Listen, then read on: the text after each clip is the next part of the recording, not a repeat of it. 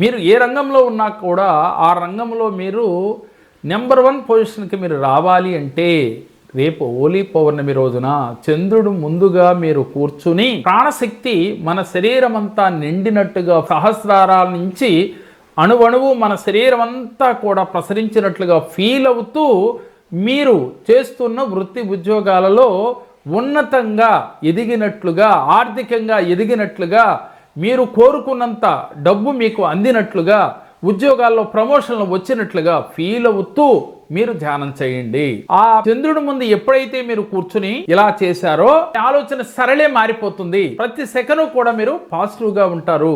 లక్ష్మీదేవి యొక్క అనుగ్రహం కోసం ఓం ఐం హ్రీం శ్రీం ధనం దేహి దేహి ఓం అని అంటూ ఈ యొక్క మంత్రాన్ని 21 సార్లు మనసులో జపించండి.